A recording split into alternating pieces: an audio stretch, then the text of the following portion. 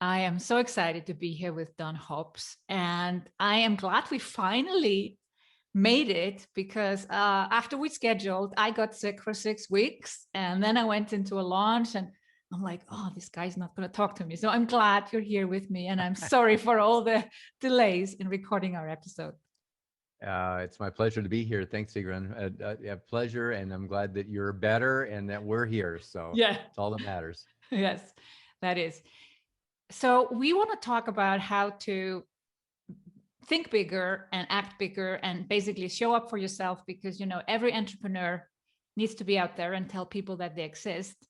But before we dive into that, you have a fascinating background. I was reading your bios, like there's Jim Rohn, there's Success Magazine, there's all this experience that benefits my world or the world of the women listening to this episode today. So your story, how come you were working with Jim Rohn, and what happened? Like, how far do we need to go back? What's your story? Yeah, so we got to go way back. We got to go back to when I was uh, so yeah. So in I was 18 years old. My mom had seen Jim Rohn. Her line was to me. She called me and she said, "I've got. I met a guy. I saw a seminar. I met a guy, and he reminds me of you," which I think is really funny to think that I would remind her of. Anyway, you see the irony of that, and of course I was like, huh. Anyway, it turns out that she bought me a ticket. I went to go see him the next month and fell in love with the man. If people are not familiar with Jim Rohn, please become familiar with him because he's very findable on YouTube. He's very discoverable in many ways, and of course, he's quoted by almost every speaker in the world. I mean, I get in Clubhouse and I'm on panels. I'm in rooms, training, whatever, and people are constantly bringing up Jim Rohn. He was kind of the early day mentor to an awful lot of the well-known speakers of today Mhm. and a great influencer. And of course, I was 18, so I was very impressionable. I Yeah. sat in a room with 1,000 people in Orange County, California, and was just fascinated. And I walked up at the break and I said, "I want to do what you do. I want to be like you." And very naive, but sweet. When I think back to, I would love to have that. I love when people come up and say stuff like that, and he certainly was gracious. And I ended up buying all of his stuff and getting to his leadership weekend, which was, by the way, far more intimate, 50 people. So here Wow. was this 18-year-old hanging out with all these big business people who'd paid big bucks because I had to really I had to find the money. And $1,000 in 1976 was a lot of money. Wow. So I attended that. I got to be around him a lot. And then at that event, I said, "Hey, I want to work for you. How do I do that?" So he put me to work for him. I got into sales, and about 3 months later, another interesting piece to that is Tony Robbins came along, and he Mhm. was this big gawky kid. He was 17. So we had, and then we also had another guy there that was there who was one of the founders of Herbalife, which also went on to be a big deal. And he was like 19. So we were all these kids running around, following gym stuff. And it was a really very great time for me, a time of coming out, learning, growing, reading, journaling, just becoming, what I was going to be, and discovering that personal growth part. We don't make more money than our personal growth. We don't have more achievements than our personal growth. That we are the foundation for all of it. And then I became his president after 6 years and got to play with him for a couple more. And then we didn't have a falling out, but he married a woman who wanted to run the company, and I already did. And we had a little falling out over that. So I went on to build something else. And that was a big deal in the real estate space, big training company, branding, personal marketing. How do you show up and stand out? And did that for many years. Actually, spoke for over 1.5 million realtors through my lifetime, and then got a chance to work with Gary Keller, who was the author of getting the One Thing, which became a big national international Yeah. smash seller, Mhm. and built the training and all the courses and all that around that book, and then. More recently, had a chance to play with the founder of EXP Realty, Glenn Sanford. And when we made the decision to buy Success Magazine, he asked me if I would join him in that, and so became the president of Success, which is pretty cool because it's a 124-year-old iconic. I mean, one of the most prestigious names in all of personal development. I was reading it when I was 18 years old, 1920, right? Wow. That was our Bible to go to, and to think that full circle. Now I get a chance to be part of the leadership team on that is pretty awesome. So that's a bit of my story. I could take it shorter and I could go longer, but that's it in a nutshell. Fascinating story. And we could dive in so many bits and pieces. I'm just thinking like, what a lucky break, or maybe not lucky, maybe the universe provided or whatever. Maybe you had the upbringing and your mother, the intuition that you were so early on in the personal development space where I guess this was for most of the world non-existent. I have the Right. feeling now it's all over. You have TED Talks. Like there are so many ways that young kids today will be exposed to personal development in a more natural way, but you had to seek this out before. Yeah, it wasn't today for sure. It was a different era. And it's funny if you go back a little further, if you go back to the early days of, let's say, Success Magazine, it was actually called New Thought. And so it was almost mystical.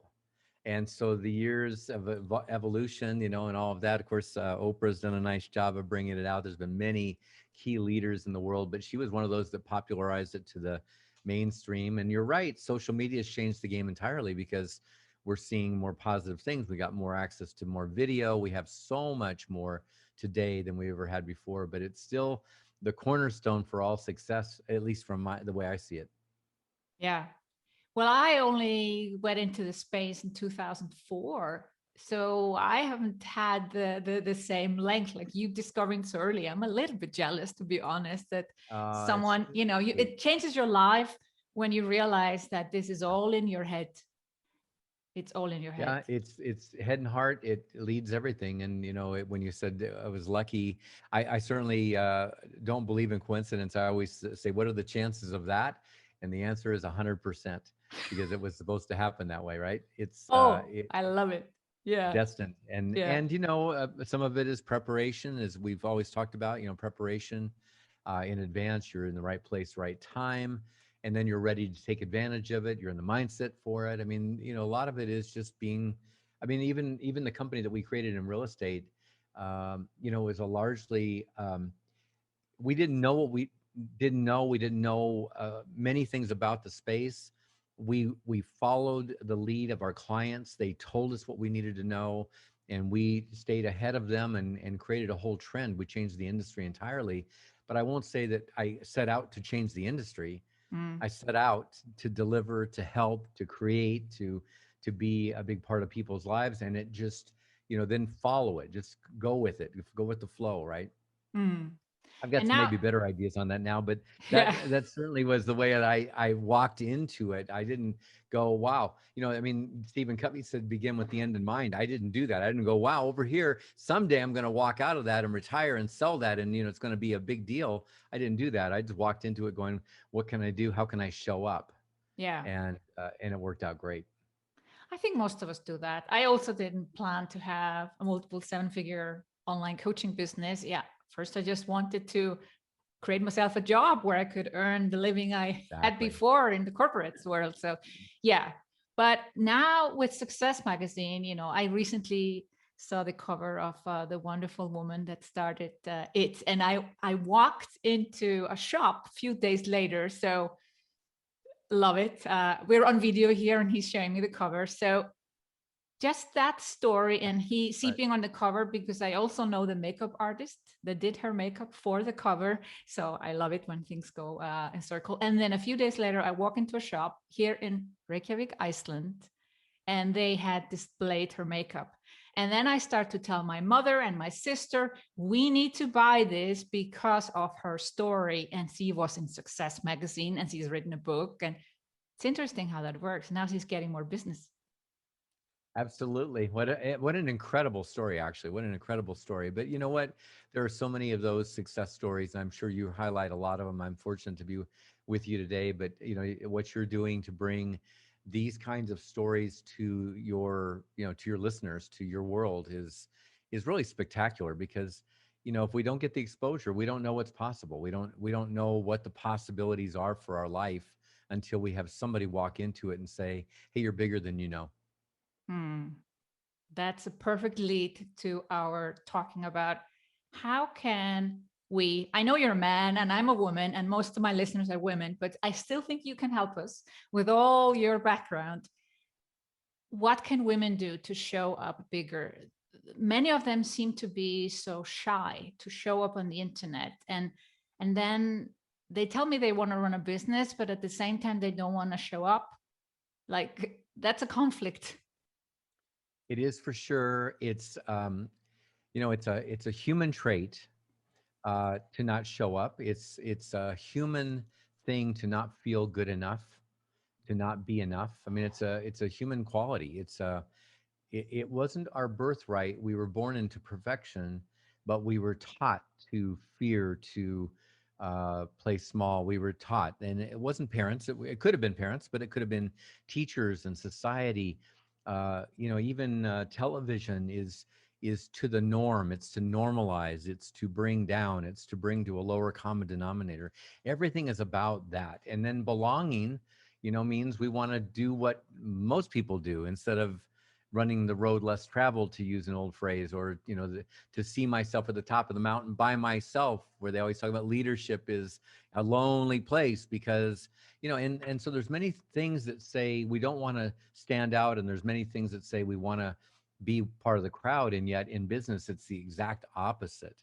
And Mm. Sigrun, that's probably the biggest message for people, is they have to figure out that if nobody knows who you are, we always talked about people have to know you, like you, and trust you. And then I added, because of my marketing background, I said, and remember you. I mean, if I don't even know that you exist, I can't possibly do business with you. And when I see you and I begin to become part of your life and you part of mine, we have a chance for us to build a relationship. And today that can be done in a lot of ways. Social media allows it. Video, and of course video in social media, but I mean YouTube, I mean your podcasts, the things that you've done are just a great example of the ways that somebody can show up and really transform a lot of people.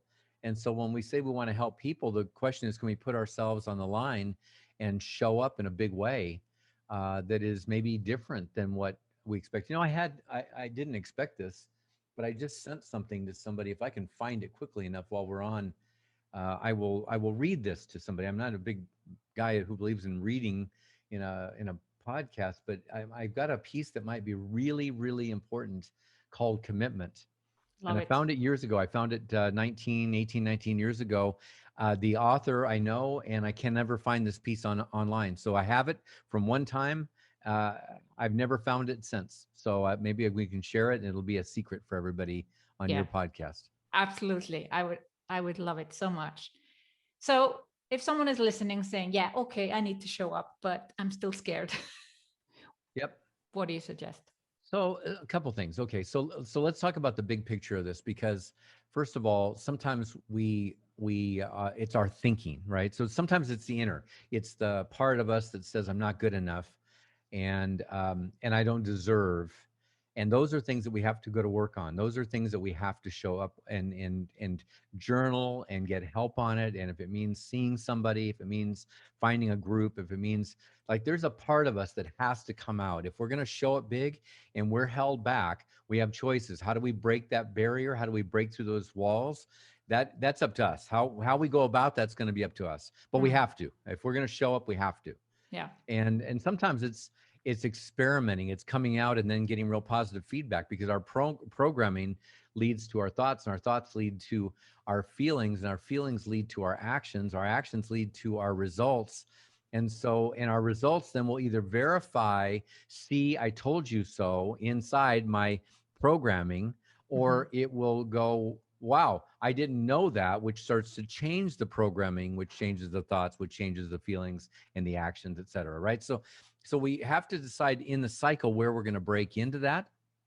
Hmm. And I think that a large part of it is, once you've made the decision that you're going to show up, then it's the commitment. And if again, you do your first couple videos, I mean, I've got people that are experimenting with this all the time, and they get the first feedback and people go, wow, I saw you the other day. It's really great. I love what you're doing. Then it's like, oh yeah. And then we start to show up in a different way. Right. Hmm. And then we can start to see ourselves, get around bigger people. You know, a friend of mine said that he used to admire all these authors and these people that were such influences in his life. And he said, when I started to um, call them and say, hey, could I fly into your town and buy you dinner? Could I see you? Could I spend time with you? Could we have a phone call? Could I just ask them questions? And they were always gracious. They said it was amazing to see how many people were willing to help. However, he said when my these mentors became my social life and they became my peers instead of my mentors, like my life had changed because I was already thinking bigger. I was already doing that. But when we think about thinking bigger and thinking smaller, you know, if we think small and we go, hey, you know, I just want to build a nice little business and it's going to be just, here's what my idea is. And all I got to do is if I could just have a few clients, and we think small, or if we think big and we go, wow, I want to blow it out. I want to make sure that, you know, like I want to change the world. I want to absolutely impact millions of people. You know, Mhm. our goal at success, 2 billion people over the next 8 years, right? If we have that massive goal. But Mhm. here's the thing that's really interesting.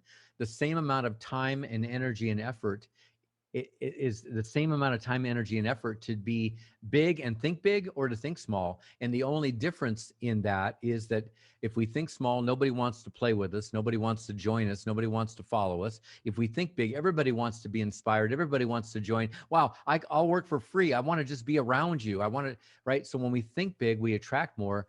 And the only difference between those two accomplishments or two results is how big we think, the vision we have for it. So I would work very hard on the vision and the why, the what am I intending for the world? What do I want to do? Like people go, I want to really change the world. Well, that's great, but you're gonna have to show up. You can't change the world from a fetal position, right? You've got to come out. So Oh, that's a I big, love this. I love this so much. Can I just inject yeah, of course. 90% of female owned businesses make less than six figures. And I think you've hit the nail on the head, what you just said. I think it was like poof, epiphany for me. This is why they go in thinking small. I must be honest, I did that too, but only for half a year. Then I started to think bigger when I saw what was possible for me. When you got around people that were thinking bigger and then you started to see a new norm, right? So Join a we're influenced by the mastermind. people Yep. around us, right? Right. Yep. So Jim Rohn said we are the 5 people that we hang around the most. We become their income, we become those people. And so when you start to elevate that, suddenly you start to see more possibilities. It's a great chance for me, real quickly, and I know we've got to be running close on time. I'm not sure how we're doing, but That's fine. That's let me fine. let me let me Yeah. uh let me read We, this to you, yeah. okay? And this is a piece called Commitment, and I think it plays right into what you just said about the under 100,000, under six figures, and women. And I'm going to say this is about men and women, but listen to it from your own heart. It says commitment. By the way, the author's name is Cherie Carter Scott. She's written many things, but I've never found this piece. Commitment is what turns dreams into reality. Your choice is what you want, and your commitment is what allows you to have it. This is the process. You look to see what you want, you choose it, you commit to it. Commitment means makes choice real. Commitment means this is going to happen and I'm going to be the one who causes it to happen. It means doing what you say you will do and having what you want, no matter what the obstacles. You can commit to anything, a person, a job, a way of life, losing 10 pounds, or a way to spend your weekend. It doesn't matter what you commit to. Here's the key. What matters is the relationship you develop with yourself by committing to what you want. When you commit, you know you can be counted on to do what you say you will do and to have what you want. Here's another big piece. For people who have a strong investment in not getting what they want, commitment is extremely uncomfortable and sometimes painful. The painful part is letting go of the attachment to not getting what you want. Hmm. Wow, that's big. Wow. Yes. Commitment means putting all your resources behind the things you've chosen, putting all your eggs in one basket. It means complete trust in your choice. Commitment means no more holding back, no more waiting to see if something or someone better will come along, no more complaining about the obstacles, and no more waiting for someone else to do it for you. Commitment is not passive, complacent, or hopeful. It is active and determined. Commitment means getting out there and making it happen. It means putting 100% of you on the line and going for it. No reason can stop you when you're committed. I'm almost done. When you have committed to someone or something, there is no more confusion or doubt. You have direction, focus, and purpose. Commitment gives you freedom and it gives you great power. But here's the crescendo. Commitment means that you back yourself and that you stand totally behind your choices. Commitment means giving yourself all the power in your life. It means being committed to you. Wow. I'm getting goosebumps. We'll just let it sit there. Hmm. Wow. Powerful, huh? Very Wish I'd powerful. written wish I'd written it, but I'm glad Yeah. I found it. I'm glad you found it. I'm glad you found it again and read it. Uh, it's just so perfect. It's exactly what we need to do. And why are we not doing it? Yeah, we're not doing it because we've heard from people that that fitting in and playing small is acceptable, and we need to hang around with the crowd that holds us to a higher standard. And your influence, of course, on people that are listening is a big part of that. I've hoped that through the years that when I said to Jim Rohn, I want to do what you do and be like you, I hope that I've had my impact on the world as well. My friend Tony Robbins has obviously done a great job with that as well. I think that we have a responsibility. I think that along with opportunity, which everybody has much greater than they know, but you're showing them that. That's part of what this is about. Mhm. And for everybody that has an opportunity, we also have the responsibility. Jim Rohn told me years ago, Sigrun, that we are either living our lives as examples or as warnings. Oi, there's And another I think goosebump. that for us to live our lives as, we're being watched today, especially, I mean, in social media, but there's cameras everywhere. I mean, there's cameras everywhere. So we're being watched constantly. And if we're worried about that, what I would worry about is showing up small and not seeing myself through the full potential that I was created. God put you here for a reason. And there's a beautiful yeah, it was never a poem. I don't know what it was, but I remember I was watching a movie, which I'm not sure if it made it to where you live, but it was called Coach Carter, and it was a sports movie and basketball movie. I'm a big basketball fan, so I was very interested in the movie, loved the movie. And at the very end, there was a young man that stood up and talked to his coach, and he said some words. And I remember being in the theater. This is like, I don't know, 10, 12 years ago. I don't know when it came out. Yeah. But I remember bawling like a baby. My eyes were just welling up and I was crying like a baby, and the words were so beautiful. And I remember capturing it with Google, and I was like, what did he say? Just I grabbed just a few words, right? And this thing came up, and it said it was the inaugural speech for Nelson Mandela in 1993 when he became president of South Africa. And I printed it and I started reading it to my audiences. And I remember somebody came up and corrected me and said, no, it's not his. He borrowed it from um, Return to Love by Marianne Williamson, and it's a piece called Our Deepest Fear. Have you ever heard it? No. Okay, so I'm going to share this. I don't need to read it. I've memorized this and internalized it, Wow. but I want your listeners to hear this because I think this is the responsibility we have. And she said, our deepest fear is not that we are inadequate. Our deepest fear is that we are powerful beyond measure. It's our light, not our darkness, that most frightens us. We ask ourselves, who am I to be brilliant, gorgeous, talented, and fabulous? Actually, who are you not to be? You're a child of God. Your playing small doesn't serve the world. There's nothing enlightened about shrinking so that other people won't feel insecure around you. We were born to make manifest the glory of God that's within us. It's not just in some of us, it's in every one of us. And as we let our own light shine, we unconsciously give others permission to do the same. As we are liberated from our fears, our presence automatically liberates others.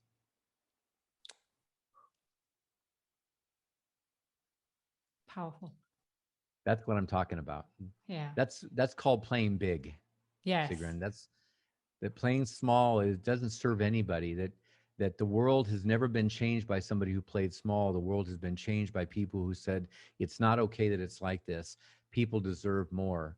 And if we're sitting listening to you today, or any day that you're listening to your podcast, and we're inspired and we have a vision for doing something, make it a big vision, not a small vision, because a big vision and a small vision take exactly the same amount of time and effort and energy, right?